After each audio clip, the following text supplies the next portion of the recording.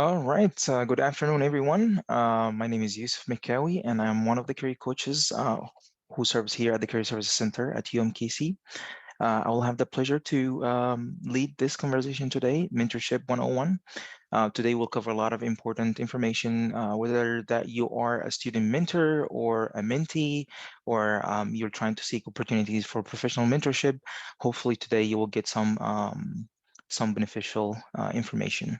Um, Again, as I mentioned earlier, I'll be covering some of the information today. I'm hoping not to make this too formal, of just a presentation one-sided. I'm hoping to make it more of an engaging one. I'll pose some questions throughout the conversation. If you have an answer for, feel free to unmute yourself and join in the conversation. And also by the end, I'll open the floor for any questions that you might have in mind. Um, Again, thank you for joining us today. Let's go ahead and see what we have for the agenda today. So I'll be first of all covering the first piece, which is how can student mentors utilize this opportunity to advance their careers? And then I will look at the idea of how can you benefit from mentorship relationship as a mentor or as a mentee, how to add a mentorship experience to your resume, whether that to be you are a mentor, a student mentor on campus as part of any of the programs that we have, or you are a professional mentor and you would like to add that in your resume. I'll show you how. And finally, I will be kind of giving you an idea of our new platform that we are about to launch that will be heavily focused on connecting you with professional mentors, whether that to be alums of UMKC or employers in the area who can help you navigate your career path and be successful in it. All right, so let's start. What's a mentorship relationship? A mentorship relationship is basically a mutual relationship between one person who's more experienced, which is the mentor, and one person who's new or less experienced, which is the mentee. It's usually a mutually beneficial relationship. Sometimes we think or have the wrong perception that only the mentee who benefit from this relationship, but also mentors benefit a lot from this relationship, and we'll come to learn how in the next few slides. So one thing that I wanted to cover today before we move forward, what is not a mentor? So a mentor is not a therapist, meaning when you are a mentor, you need to keep in mind that you have to be able to set the boundaries at some point. You need to know when to stop the conversation and ask the person that you're trying to help or support, whether to be academically or in their professional careers. You need to know when to stop and tell them, okay, with this matter, I think we will need to find maybe professional, somebody who is professionally trained to assist you with this matter. How about we can connect you with student counseling, or how about we see what other resources are available for you in the community, right? So you need to be able as a mentor to differentiate, okay, this is now a transitioning into more of a therapist session rather than a mentorship session. You need to, as a mentor, you need to take care of yourself as well. If this is going to affect you, you're not professionally trained to handle this, then you need to set the boundaries. It's true that most of the time the mentor slash mentor mentee work, it's usually built on relationship. Yes, you need to work hard to foster a good relationship, but at the same time, you need to also know when to set the boundaries. The other thing that you need to keep in mind is a mentor is not a coach. Like for example, in my case, I'm a career coach, right? I get compensated for the work I do. Not all in all the cases a mentor will be compensated. However, another major difference is when it comes to coaching, we as a career coach, for example, I help you set the goal and then I help you achieve the goal, right? The focus is majorly in the goal, right? Once you achieve that goal, our relationship is done, right? If you are meeting with me to work on your resume or meeting with me to work on your LinkedIn, this is the goal. We finish it, we're done, right? However, when it comes to mentorship, the focus is on the relationship, right?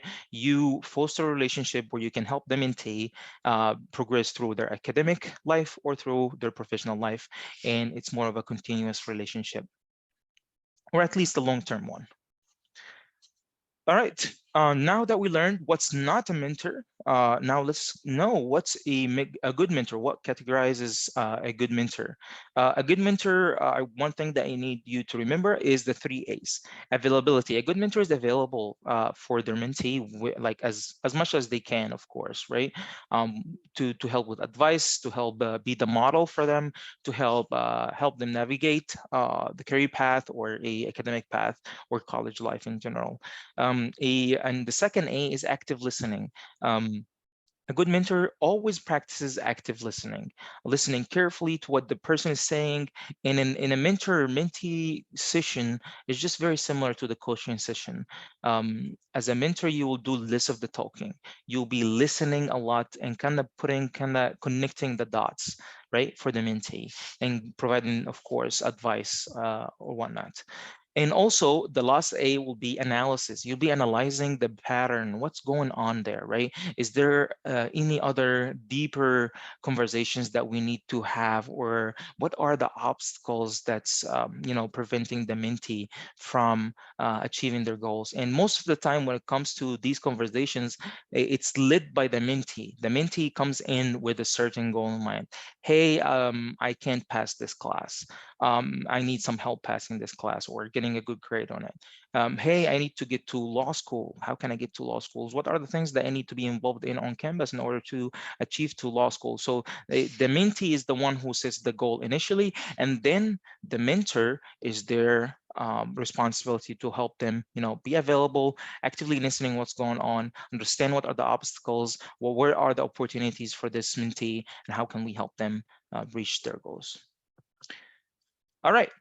What makes a good mentor also?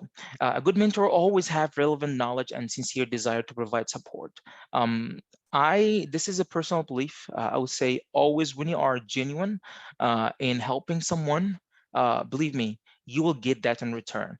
You will find someone who will always be helpful and genuinely trying to help you as well. So keep that in mind. What goes around comes around. I've seen it. I've lived it. And it's true.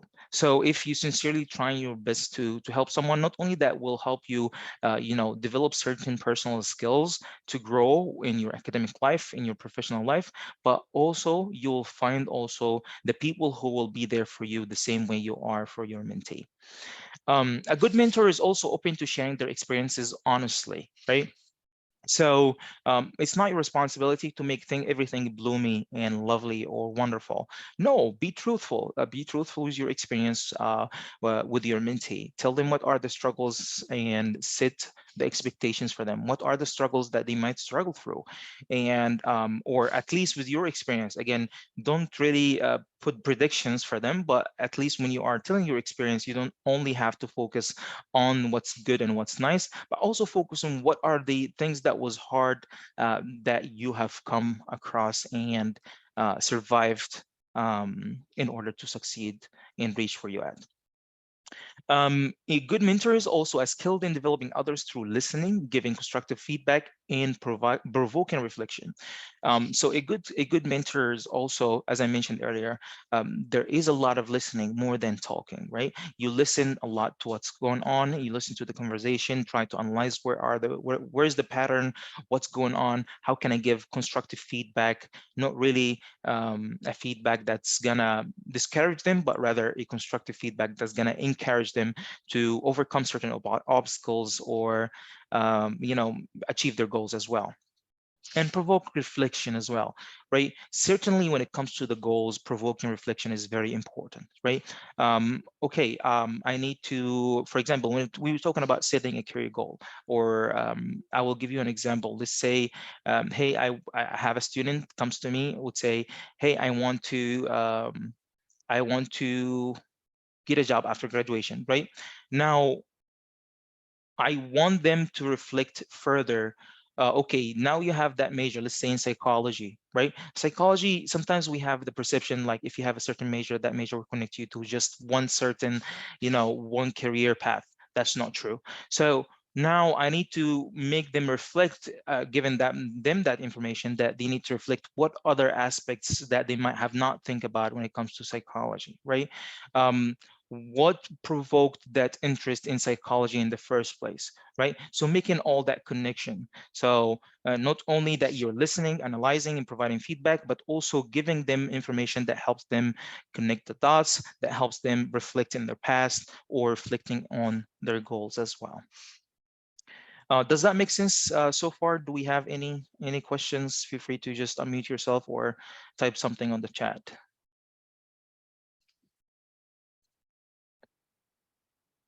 Okay, I am not hearing or seeing anything, so I'm assuming everything's clear so far. All right, so the next piece here, how student mentors utilize this opportunity to advance their careers. As I mentioned earlier, as a mentor, you also benefiting from this experience. You gain a real work experience. You set yourself as a role model, like any supervisor or a manager will set themselves as a role model for those who work underneath them. You also need to work on time management. You need to do that kind of work, along with your school, or sometimes you also have your part-time job aside from that you're working, whether to be on campus or off campus. So like you gain all these real skills that you will need in any job, right? These what we call general competencies, general work competencies or skills that any employer would need, right? So don't ever underestimate that, and this is why we advise you to mention that in the resume, and especially if you can connect it to your career path. And if you don't know how to connect it to your career path, we have all the career coaches here who can help you, including myself, connect your experience to a career path that you have in mind, and to your major, and have that whole career path drawn in front of you. Um, the another thing that, as I mentioned earlier, as a mentor, it will help you develop a network of support. Not only as a mentor, you being a network of support for someone, that will, you'll be in need for you to understand what are the resources available on campus, right? You'll be able to connect and make relationships all around campus that will help you not only succeed as a person, but also help the mentee succeed as well. As I mentioned earlier, you will also gain some resources to navigate your academic or career path. So as you searching for resources, or setting the example, or counseling with the mentee regarding certain issues, you will do a lot of research, you'll do a lot of work, and build a lot of relationships, and all of that will help you navigate your academic and career path a little better. Another thing that will help student mentors utilize this opportunity to advance in their careers is get a better understanding of the real expectations and applications as well. Sometimes what we study in the school or what we study in the class is heavily theory based, but when you come to work, it's a totally different experience, right? So as a mentor, you are working somewhat of a real job. It is very similar to what you would do as a manager or supervisor, right? Um, it's just one piece of the work, that's for sure. It's not all of it. But also, that work experience gives you real expectations that's different from the expectations that you might only get from the classroom as well. I hope that makes sense. Also, this opportunity as a mentor, as a student mentor, it will help you learn how to hold yourself and others accountable to the goals. Again, as I mentioned earlier, most of the time during the mentor-mentee relationship, there is a focus on achieving goals, right? So you always going to be, as a student mentor, trying to help the mentee, staying true to their words, developing a plan to achieve their goals, and then taking little steps to achieve their goals, and then reevaluating as the experience one step at a time. Is this timeline realistic? It's not realistic. Let's redesign all of that. So all that kind of work helps you stay truthful and accountable to yourself in the actions and the goals that you're building for yourself, and help you also be able to put people or put others accountable to the goals that they are trying to achieve. All right.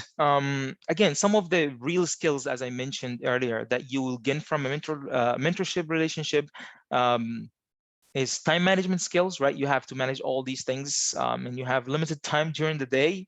and the night, right? To finish all of that.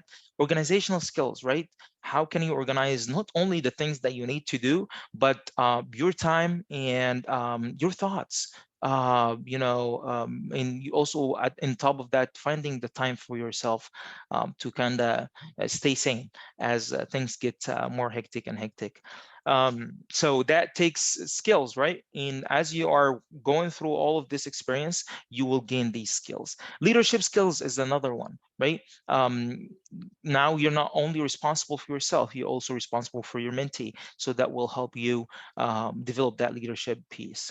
Empathy and emotional intelligence, acceptance of cultural differences, both of them are like very relevant to each other. Right? For example, when you're working as a mentor, you work with a mentee, which most of the time is not someone who have the same cultural background. It's not someone who's facing the same struggles or trying to achieve the same goals. So you develop that sense of empathy, and then it helps you look for like the body language, look for reactions to certain things, right? And that helps you develop emotional intelligence. And both are very important skills needed in the current workplace as well. Acceptance of cultural differences as well. Again, one of the major institutions that works to connect colleges with employers is an institution called NACE, National Association of Colleges and Employers. And one of the research that came out is, the focus of accepting cultural differences is one of the major skills needed by all employers when you graduate, right? So when you deal with people who come from a different culture, and when I'm saying culture, I don't want you to think about countries, right? You as a person, as a whole person, right? Your sibling who lived with you at the same house is not the same person, right? What makes them whole is not the same, right? Yes, they might have gone through most of the same experiences with you in the same house, but they have different things that they like to do. They have gone through their own maybe struggles and traumas, right? So think of it that way. Different people, or people with different cultures, doesn't mean people from different countries. It could also be someone who grew up in the same city but also have a different perception about life, right? So having that emotional intelligence, empathy, and acceptance of others is a skill that you have to develop, understanding that people perceive the world differently, despite the fact that they might have grown with you even in the same household. Okay. The benefits of mentorship relationship. Again, the mentee may also have skills, knowledge that and knowledge that they can share with the mentor. So sometimes, again, as I mentioned earlier, sometimes we think, oh, it's only the mentor who will be able to share some of that knowledge. It's only the mentor who is only able to share that knowledge. But no, that's not true. Mentees sometimes will have some certain knowledge and skills that you weren't exposed to before, right? As a mentor, and you'll be able to gain some of this knowledge as well. As a mentor, you can receive or I'm sorry, in this case, as a mentee, you can receive an informal and easy way to acclimate to a new environment. As a mentee, let's say you are part of the first gen Ru program, and you are a mentor, right? And you are mentoring, let's say, a freshman, right? They come in new, they don't know where are the resources, they don't know how to navigate life. Their parents haven't gone to college, they don't know how it feels like, what are the resources, how to succeed, right? So you help them acclimate on that new life in that new environment, and give them all the tips and tricks, right? Sometimes you have all these policies and give them all these resources, but it's not the same when you have somebody who already spent that first year, right, by themselves and figured that out, to give you all these unofficial or informal, as we say, tips or tricks. the same thing goes for professional life. When you start your professional life and you seek mentorship from somebody who is more experienced than you, that helps you. Yes, when you understand the vision and the mission of the institution, whatever this company is or whatever this organization is, yes, it will help you succeed. When you understand your job description and you're doing best, to cultivate a good relationship with your supervisor, you'll do great. However, when you have somebody who is a mentor within this organization, it helps you understand what are some of the informal or unknown knowledge or tips that will help you progress faster or better in that place, right? In that new environment. And I apologize, I believe I might have typed mistyped that.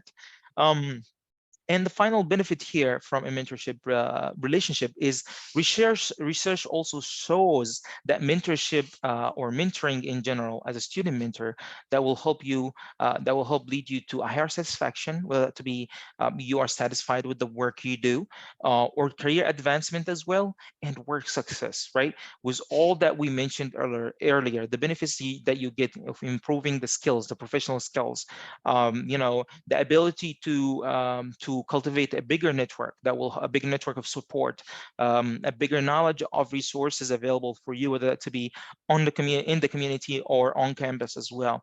All of that, the research and the data shows us that you get higher satisfaction of who you are and the goals that you achieve, and also career advancement and work success. All right. Now, the most important piece that a lot of you might have been waiting to look and understand how it works is how to add a mentor experience to your resume. There are two ways, right? And I'm gonna do my best not to go in too much in depth about it, to make it easier for you.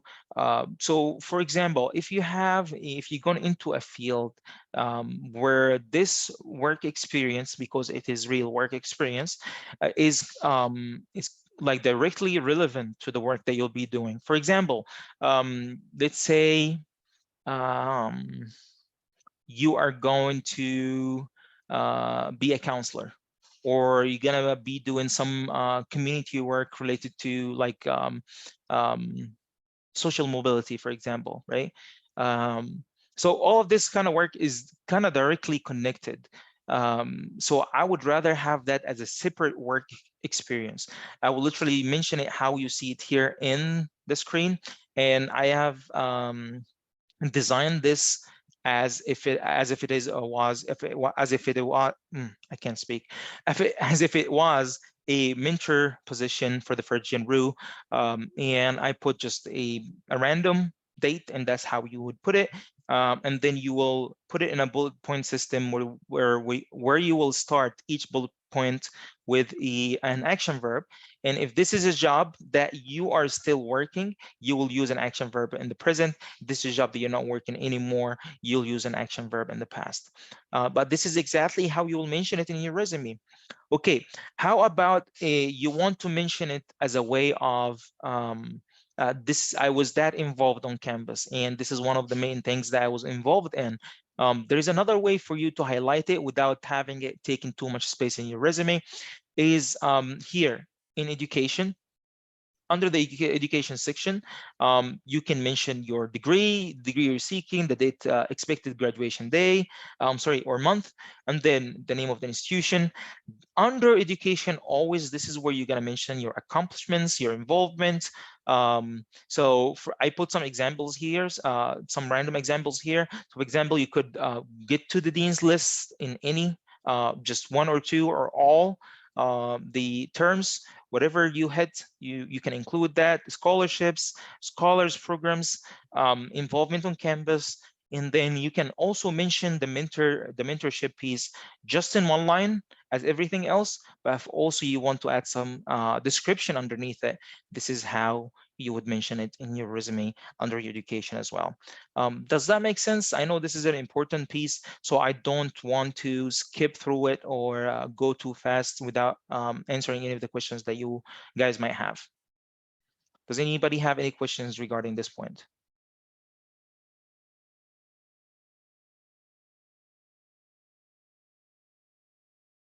All right. All right. So I think that makes it clear. The next thing that I wanted to cover is soon enough, there is a platform that we are launching soon, the RU Network. It has not been launched yet, but you will find announcements about it on our platforms. If you are in a scholars program, you'll definitely hear about it. It will help connect mentors and mentees on campus through that platform, hopefully by next year. But also, this platform will help you connect with professional mentors, whether that to be local employers or UMKC alumni as well, from different industries and everything. And you will also be able to join industry professional communities. Think of it as Facebook groups, or I'm aging myself a little bit. Think of it as, a certain social media group or a platform where tips and questions being asked and people answer them, who are professional in that industry or this career path or whatnot. So it will help you, not only gain knowledge of what's relevant in that industry or in this professional community, but also what's new, and how can you improve yourself, and also help you develop the network there. All the people that have been through the same experience will be more or less in the same community. With that, I conclude my presentation. And this is the QR code if you want to check in on Handshake, or if you haven't registered or checked in. Um, and I will open it for questions. So feel free to unmute yourself, or send something in the chat. And I apologize, I haven't looked at the chat recently. Jada, you mentioned, I love that you pointed this out. I'm not sure which point is that, but I'm glad I mentioned something that you liked. Something that I realized when I became a mentor. I'm glad to hear that. Um, any comments or questions?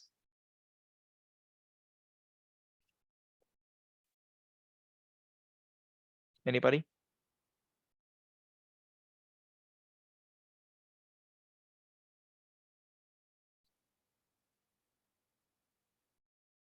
Okay. So I believe we have covered everything. If you have any comments or questions, feel free to connect with me, or schedule an appointment on Handshake, and I'll be happy to assist you with any questions you might have.